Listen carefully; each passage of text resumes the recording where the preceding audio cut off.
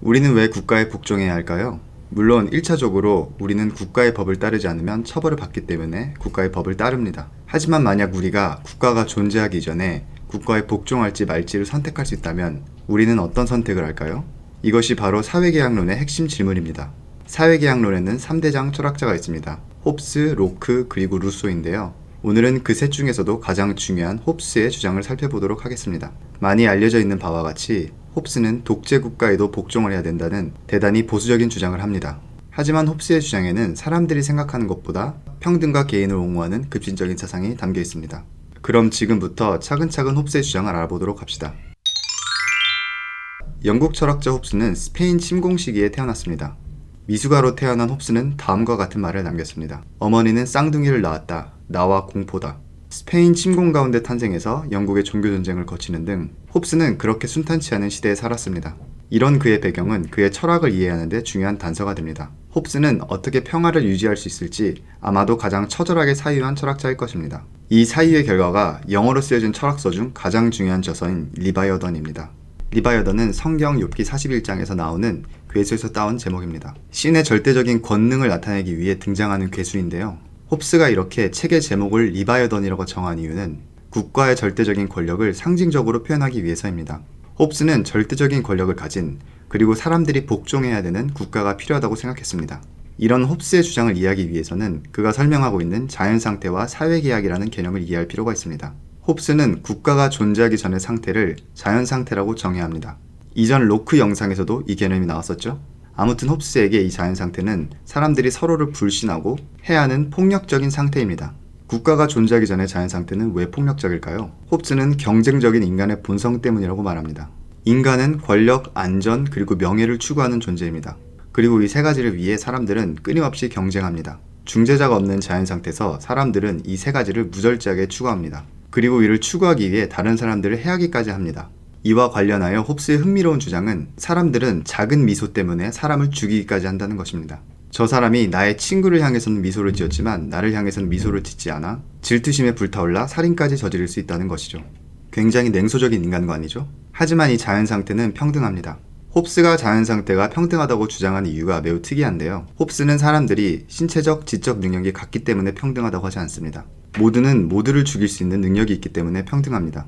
가장 똑똑하고 강한 사람도 잠을 자야 합니다. 그러니까 알맞은 시간과 전략을 선택한다면 가장 약한 사람도 가장 강한 사람을 죽일 수 있는 것입니다. 홉스가 자연상태가 평등하다고 하는 다른 근거는 사람들 모두가 자신이 똑똑하다고 생각하기 때문이라고 합니다. 그러니까 실제로 모두가 똑똑한 것이 아니라 모두가 자기는 똑똑하다고 생각한다는 것입니다. 홉스의 인간론이 너무 비관적이라고 생각되시나요? 홉스는 자신이 정의하는 인간과 자연상태에 동의하지 않는 사람들에게 당신도 잠을 잘 때 문을 잠그고 자지 않느냐고 반문합니다. 잠을 자기 전 문을 잠그는 것은 다른 사람들을 불신하는 것이고 이는 자신의 주장에 동의하고 있다는 것입니다. 자연상태의 비참함과 평등함은 역설적으로 사회계약을 체결할 수 있는 밑거름이 됩니다. 홉스는 자연상태의 사람들에게서 발견할 수 있는 또 다른 보편적인 특성이 있다고 말하는데요. 바로 공포입니다. 사람들은 누구나 잔인한 죽음을 두려워합니다. 그 누구도 길을 걷다가 갑자기 폭력적인 죽음을 당하고 싶어 하지 않습니다. 이 공포라는 공통점이 사람들이 사회계약을 체결하고 싶어하는 동기가 됩니다. 사회계약이란 사람들이 자신의 권리를 양도하여 국가를 건설하는 것을 말합니다.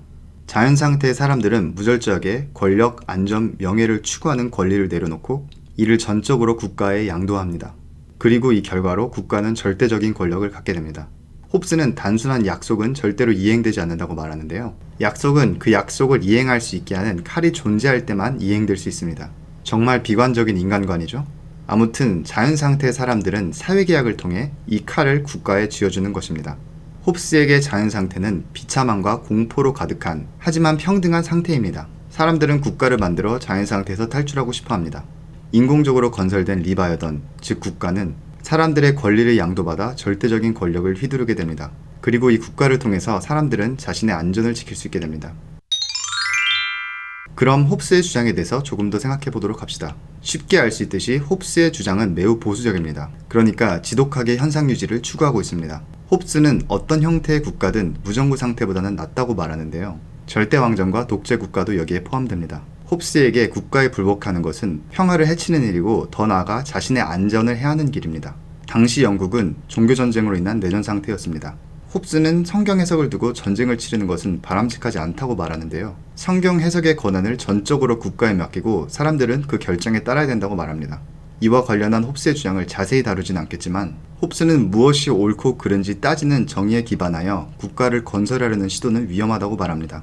사람들은 무엇이 옳고 그른지에 대한 생각이 다 다르기 때문에 이는 필연적으로 분쟁으로 이어질 수밖에 없습니다. 따라서 무엇이 옳고 그른지는 전적으로 국가가 결정하게 놔둬야 하고 사람들은 이에 복종해야 된다고 말합니다. 그리고 그것이 궁극적으로 사람들에게 더 이익이 된다고 말하는 것이죠.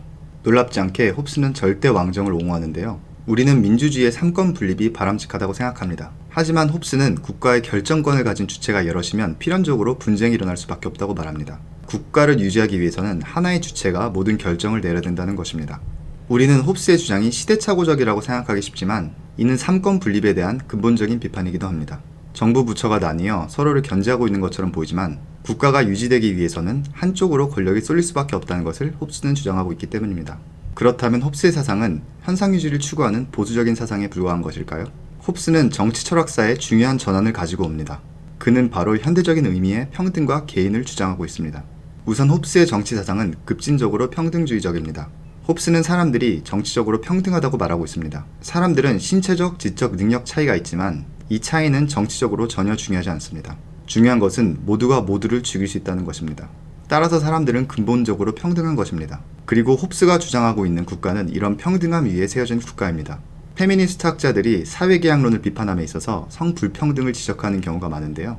홉스는 항상 예외로 둡니다.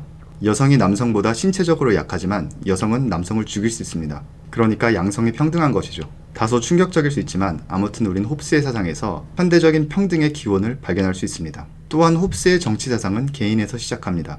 홉스는 국가의 건설을 논의하는 데 있어 신적인 권위나 전통 같은 것에 전혀 의존하고 있지 않습니다. 그의 논의는 개인의 욕망 그리고 안전 추구에서 시작합니다.